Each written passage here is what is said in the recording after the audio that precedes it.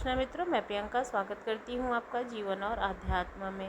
मित्रों, एक बार धर्मराज युधिष्ठिर कहने लगे कि हे भगवान, अश्विन कृष्ण एकादशी का नाम क्या है, इसकी विधि क्या है, फल क्या है, सो कहिए। भगवान श्री कृष्ण कहने लगे कि इस एकादशी का नाम इंदिरा एकादशी है। यह एकादशी पापों को नष्ट करने वाली तथा पितरों को अधोगति से मुक्ति दिलाने वाली होती है। हे राजन, ध्यानपूर्वक इसकी कथा सुनो। इसके सुनने मात्र से ही वाजपेयी यज्ञ का फल मिलता है। प्राचीन काल में सतयुग के समय में महिष्मति नाम की एक नगरी में इंद्रसेन नाम का एक प्रतापी राजा राज्य करता था, जो बहुत ही धर्मपालक और प्रजापालक था। वह राजा पुत्र पौत्र और धन आदि से संपन्न और विष्णु भगवान का परम भक्त था। एक दिन जब राजा सुखपूर्वक अपनी सभा में बैठा हुआ था, तो आकाश मार्ग से महर्षि नारद उतर करके उसकी सभा में आते हैं। राजा उन्हें देखते ही हाथ जोड़कर खड़ा हो जाता और विधि पूर्वक आसन दे करके अर्घ्य देता है। सुख से बैठकर मुनि ने राजा से पूछा, हे राजन, आप के सातों अंग कुशल पूर्वक तो हैं, तुम्हारी बुद्धि धर्म में है और तुम्हारा मन विष्णु भक्ति में ही हमेशा रहता है। देवर्षि नारद की ऐसी बातें सुनकर राजा ने कहा, हे महर्षि, आपकी कृपा से मेरे राज्य में सब कुछ कुशल क्षेम है तथा मेरे यहाँ यज्ञ कर्मादि सुकृति हो रहे हैं। आप कृपया करके अपने आगमन का कारण कहिए। तब ऋषि कहते हैं कि हे राजन, आप आश्चर्य देने वाले मेरे वचनों को सुने। एक समय ब्रह्मलोक में यमलोक गया। यहाँ श्रद्धापूर्वक यमराज ने पूजित होकर के मैंने धर्मशील और सत्यवान धर्मराज की प्रशंसा की। उसी यमराज की सभा में महान ज्ञानी और धर्मात्मा तुम्हारे पिता को एकादशी का व्रत भंग होने के कारण देखा। उन्होंने संदेश दिया है, सो मैं तुम्हें कहता हूँ। उन्होंने कहा है कि पूर्व जन्म में कोई विघ्न हो जाने के कारण मैं यमराज के निकट रह रहा हूँ। सो हे पुत्र, यदि तुम अश्विन कृष्ण इंदिरा एकादशी का व्रत मेरे निमित्त करो तो मुझे स्वर्ग की प्राप्ति हो सकती है। इतना कहकर राजा कहने लगे कि हे महर्षि, आप इस व्रत की विधि मुझे कहिए। नारद जी कहने लगे, अश्विन मास के कृष्ण पक्ष की दशमी के दिन प्रातःकाल श्रद्धापूर्वक स्नान आदि से निवृत्त होकर पुनः दोपहर को नदी आदि में जाकर स्नान करना चाहिए। फिर श्रद्धापूर्वक पितरों का श्रद्धा करें और एक बार भोजन करें। प्रातःकाल होने पर एकादशी के दिन दातून आदि करके स्नान करें। फिर व्रत के नियमों को भक्ति पूर्वक ग्रहण करता हुआ प्रतिज्ञा करें कि मैं आज संपूर्ण भोगों का त्याग कर निराहार एकादशी का व्रत करूंगा। हे अच्युत, हे पुंडरीकाक्ष, मैं आपकी शरण में हूँ, आप मेरी रक्षा कीजिए। इस प्रकार नियम पूर्वक शालिग्राम की मूर्ति के आगे विधि पूर्वक श्रद्धा करके योग्य ब्राह्मणों को फलाहार का भोजन कराएं और दक्षिणा दें। पितरों के श्रद्धा से जो बच जाए उसको सूंघ कर गौ माता को दान में दे दें। धूप दीप गंध पुष्प नैवेद्य आदि सब आदि से ऋषिकेश भगवान का पूजन करें। रात में भगवान के निकट जागरण करें। इसके पश्चात द्वादशी के दिन प्रातःकाल होने पर भगवान का पूजन करके ब्राह्मणों को भोजन कराएं। भाई बंधुओं, स्त्री और पुत्र सहित अपना भी मौन होकर भोजन करें। नारद जी कहने लगे कि हे राजन, इस विधि से यदि तुम आलस्य रहित होकर इस एकादशी का व्रत करोगे तो तुम्हारे पिता अवश्य ही स्वर्गलोक को जाएंगे। इतना कहकर नारद जी वहाँ से अंतर ध्यान हो गए। नारद जी के कथनानुसार राजा द्वारा अपने बांधवों तथा दासों सहित व्रत करने से आकाश में पुष्प वर्षा होने लगी और राजा का पिता गरुड़ पर चढ़ करके विष्णु लोक को गया। राजा इंद्रसेन भी एकादशी के व्रत के प्रभाव से निष्कंठ राज्य करके अंत में अपने पुत्र को सिंहासन पर बिठाकर स्वर्गलोक को प्राप्त हुए। हे युधिष्ठिर, इस इंदिरा एकादशी के व्रत का महात्मा मैंने तुमसे कहा है, सो इसके पढ़ने और सुनने मात्र से सभी पापों से छुटकारा मिल जाता है और सब प्रकार के भोगों को भोग कर वैकुंठ की प्राप्ति होती है। इस एकादशी को करने के बाद में राजा स्वयं भी यहाँ के सभी सुखों को भोग करके स्वर्ग को प्राप्त हुआ। सुनते हैं इसी के साथ में एकादशी माता की एक परम कथा। तो प्रेम से बोलिए एकादशी माता की जय। एक बार एक राज्य में एक राजा रहा करता था। वह बहुत ही बुद्धिमान और बलशाली था। वह सदैव अपनी प्रजा का बहुत अच्छे से ध्यान रखता था। प्रजा की भी अपने राजा को बहुत पसंद करती थी। राजा की 2 बेटियां थीं। राजा अपनी दोनों बेटियों से अत्यंत प्रेम करता था।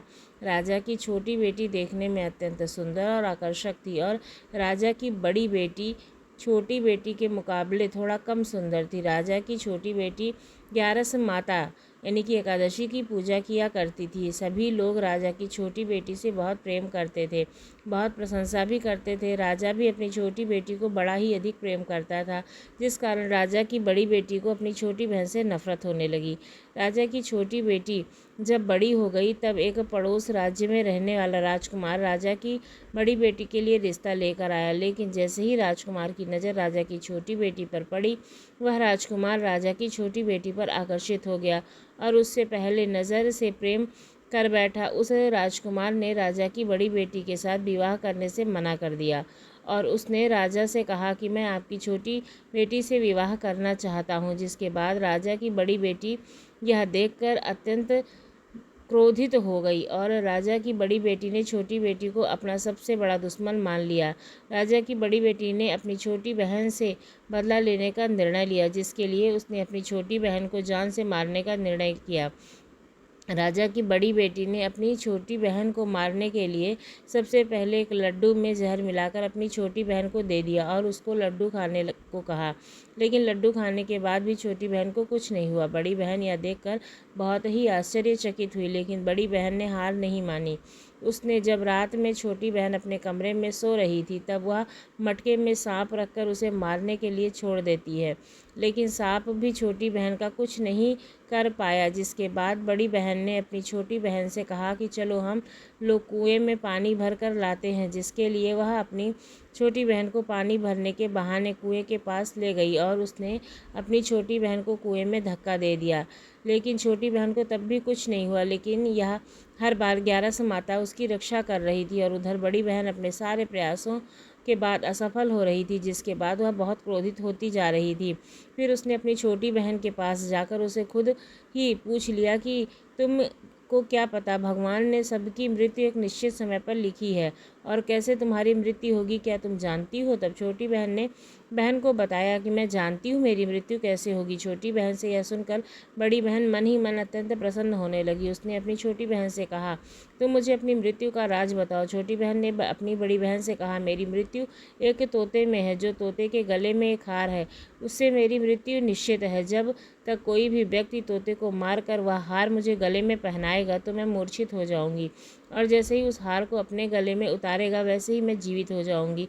अपनी छोटी बहन की मृत्यु का राज जानकर बड़ी बहन अत्यंत खुश हुई और अब उसने अपनी छोटी बहन को मारने के लिए उसके पालतू तोते को ढूंढ करना शुरू किया। छोटी बहन को इस बात का आभास हो गया था कि कोई उसकी जान लेना चाहता है, जिसके लिए वह अपने पिताजी के पास गई और उसने अपने पिताजी से कहा कि पिताजी, मेरी मृत्यु के बाद आप मुझे जलाइएगा मत, बल्कि आप मुझे अपनी पुरानी वाली हवेली में एक पलंग पर लिटाकर छोड़ दीजिएगा। अपनी छोटी लड़की की यह बात सुनकर राजा बहुत ही आश्चर्यचकित हुआ। राजा ने अपनी छोटी ही बेटी से पूछा, बेटी तुम क्या कर रही हो? तब राजा की छोटी बेटी बोली कि पिताजी, समय किसी के लिए नहीं रुका है, कब क्या हो जाए किसी को कुछ भी नहीं पता। और फिर राजा ने अपनी छोटी बेटी से कहा कि तुम मेरी बातें क्यों कर रही हो? 2-3 दिन से तुम्हारा विवाह होने वाला है। लेकिन छोटी बेटी ने अपने पिताजी को ऐसा ही करने पर मजबूर कर दिया और उससे वचन ले लिया। राजा ने भी अपनी छोटी बेटी की बात स्वीकार कर ली और 2-3 दिनों के बाद जब शादी का समय आया तब राजकुमार बारात लेकर घर में आया और राजकुमार और राजा की छोटी बेटी का विवाह शुरू हो गया। जैसे ही राजा की छोटी बेटी राजकुमार के घर फेरे लेने शुरू किए, वैसे ही उसकी बड़ी बहन अपनी छोटी बहन के कमरे में जाकर उसके तोते को पकड़ लेती है और उसकी जान से मार देती है। तोते के गले में जो हार था उसको अपने गले में धारण कर लेती है। जैसे ही बड़ी बहन उस हार को अपने गले में धारण करती है तो उधर छोटी बहन 3 फेरे ले पाती है, यहीं पर वह बेहोश होकर गिर जाती है। जिसके बाद राजा ने बड़े बड़े दर्द हकीमों को बुलाया और अपनी छोटी बेटी का इलाज कराने को कहा। राजा की बात सुनकर वैद्य ने छोटी बेटी को जब चेक किया तो राजा ने बताया कि छोटी बेटी ना तो जीवित है ना मरी हुई है। यह मैंने ऐसा पहली बार देखा है। राजा ने वैद्य और हकीम को यह बात बाहर बताने से मना कर दिया। उसको कहा कि अगर तुमने यह बात किसी को बताई तो हम तुम्हें फांसी देंगे। राजा ने अपनी छोटी बेटी को पुराने महल में ले जाकर पलंग पर लिटा दिया और वहाँ पर कुछ सैनिकों को तैनात कर दिया। वापस अपने महल आकर रहने लगा। राजा की बड़ी बेटी अपने पिताजी के पास आई और कहने लगी, पिताजी, अगर यह शादी संपन्न नहीं हुई तो आपकी इज्जत का क्या होगा? आप कहें तो मैं आपकी इज्जत बचाने के लिए राजकुमार से विवाह करने को तैयार हूँ। जिसके बाद राजा ने अपनी बड़ी बेटी की बात मान ली और राजा ने बड़ी बेटी को छोटी बेटी के कपड़े पहनाकर मंडप में भेज दिया। लेकिन राजकुमार यह जान गया था कि राजा की छोटी बेटी नहीं है बल्कि यह राजा की बड़ी बेटी है। लेकिन जब राजकुमार ने विवाह करने से मना किया तो सभी लोगों ने राजकुमार को विवश करके राजा की बड़ी बेटी के से बचे हुए फेरे को संपन्न करा दिया और विवाह करा दिया। जिसके बाद राजकुमार राजा की बड़ी बेटी को महल ले गया। राजकुमार राजा की बड़ी बेटी से ना तो बात करता था ना ही उसको पसंद करता था, उससे आसपास भटकता भी नहीं था। राजकुमार ने यह फैसला लिया था कि वह अपनी प्रेमिका को ढूंढ कर ही रहेगा, वह जानकर रहेगा कि उसके साथ क्या हुआ। एक दिन राजकुमार अपने घोड़े पर सवार होकर राजा के पुराने महल में पहुंचा, जहां पर उसने कुछ सैनिकों को देखा। महल के पास जाकर पहुंचकर राजकुमार जब महल को ध्यान से देखा तो वह समझ गया कि यह तो हमारे ससुर जी का महल है। जब राजकुमार ने सैनिकों से पूछा कि तुम लोग यहाँ क्या कर रहे हो, इसके अंदर उस पलंग पर कौन लेटा है, जिसके बाद सैनिकों ने बताया कि यहाँ पर राजा की छोटी बेटी लेटी है। यह सुनकर राजकुमार बहुत प्रसन्न हो गया और वह तुरंत अपनी प्रेमिका के पास पहुंच गया, उसकी सेवा करने लगा। जैसे ही रात हुई तो राजा की छोटी बेटी उठकर खड़ी हो गई। राजकुमार यह देखकर बहुत खुश हुआ। उसने अपनी प्रेमिका से पूछा कि तुम यह क्या कर रही हो, तुम मेरे साथ मेरे घर चलो। राजा की छोटी बेटी ने राजकुमार को सारी बातें बता दी कि मेरी जान एक तोते में बसी थी और यह बात सिर्फ बड़ी बहन को पता थी। मुझे पता है, उसने भी ही मुझे मारने का प्रयास किया है। उसके पास एक हार है जिसको वह सुबह पहन लेती है और रात को उतार देती है। हार जब तक वह पहन कर रखती है तब तक मैं मूर्छित रहती हूँ और जैसी उतार देती है वैसी मैं जीवित हो जाती हूँ। जब तक मेरी बड़ी बहन के पास वह हार है मैं ऐसे ही जीवित और मूर्छित होती रहूँगी। अगर मेरी बहन के पास वो हार वह मेरे हाथ लग जाए तो मैं हमेशा के लिए जीवित हो जाऊँगी। राजकुमार की यह बात सुनकर राजा की छोटी बेटी के पास रहने का निर्णय लिया और उसने अपने बचे हुए सारे फेरे उस पलंग की लेटी राजकुमारी को छोटी बेटी के साथ लिए और अपना विवाह पूर्ण किया और वहीं पर रहने लगा। देखते ही देखते कुछ समय में राजा की छोटी बेटी और राजकुमार की पत्नी पेट से हो गई, यानी कि गर्भवती हो गई। एक दिन राजकुमार को किसी काम से बाहर जाना पड़ा, तब छोटी बहन के पेट में तेज से दर्द होने लगा। जिसके बाद ग्यारस माता का आवाहन किया, जिसके बाद वहां पर ग्यारस माता प्रकट हुई। उसने अपने भक्त के दर्द को दूर किया, एक पुत्र की प्राप्ति करवाई और वहीं पर अचानक से राजकुमार भी आ गया। राजकुमार ने ग्यारस माता को देखा और वह आश्चर्यचकित हो गया। उसने तुरंत माता को प्रणाम किया। ग्यारस माता ने राजकुमार से कहा कि जब तुम्हारा तो 5 वर्ष का बालक हो जाए तो तुम अपनी पत्नी का हार आकर इसके गले में डाल देना। और देखते ही देखते राजकुमार और राजा की छोटी बेटी का पुत्र 5 वर्ष का हो गया। तो राजकुमार अपने बेटे से कहता है कि बेटे, मैं कुछ काम से बाहर जा रहा हूँ, तुम अपनी माता का ध्यान रखना। वहाँ से चला जाता है। राजा को बाहर निकलता देख बड़ी बहन ने सैनिक देख लेते हैं और बड़ी बहन को जाकर सारी बातें बता देते हैं। जिसके बाद बड़ी बहन अपनी छोटी बहन के पुत्र को वहाँ से उठवा लेती है, उसको मरवा देती है। छोटी बेटी के पुत्र के 2 टुकड़े करवा देती है। पहला टुकड़ा चक्की हुए पास छिपा देती है और दूसरा टुकड़ा अपने पलंग के नीचे रख देती है। जब ग्यारस माता भिखारी का रूप लेकर आती हैं, एक भिखारी का रूप रखकर अपनी बड़ी बहन के पास ले जाती हैं, जिसके बाद वह भिक्षा मांगने लगती हैं। बड़ी बहन अपने नौकरों से कहती है कि जाकर भिक्षा दे दो, लेकिन जैसे ही नौकर ग्यारस माता को भिक्षा देने के लिए आते हैं तो माता उन्हें मना कर देती है और कहती है कि तुम्हारी महारानी से ही भिक्षा लूँगी। इसके बाद वह बिल्ली का रूप रख करके कमरे में जाती हैं और वहाँ पर छोटी बेटी के पुत्र के टुकड़े को वापस ले आती हैं और उन्हें जीवित कर देती हैं। फिर वहाँ से वह चली जाती हैं। राजकुमार अपने बेटे को लेकर अपनी पत्नी के पास जाता है और उसे कहता है कि इसका ध्यान रखना, अगर तुम इस बच्चे का अच्छे से ध्यान रखोगे तो मैं तुमसे बात करूँगा। एक दिन राजकुमार अपने बच्चे से कहता है कि तुम अपनी मम्मी से उनके गले का हार मांग लो। जिसके बाद राजकुमार का लड़का उसकी मम्मी के पास जाता है और कहता है, मम्मी मुझे तुम्हारा हार चाहिए, तो तुमने गर्मी में पहन रखा है।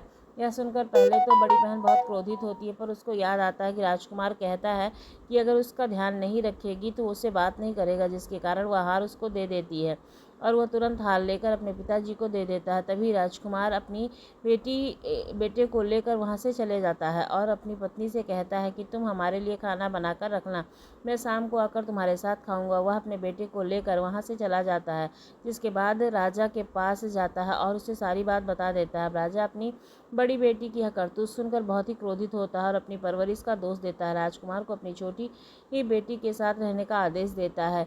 तो यह थी ग्यारस माता की प्रेम भरी कहानी। कहानी, उनकी वजह से उनका परिवार एक से रहने लगा। आपको ये कहानी कैसी लगी ज़रूर बताइएगा, अगर अच्छी लगी चैनल को सब्सक्राइब करना ना भूलिएगा।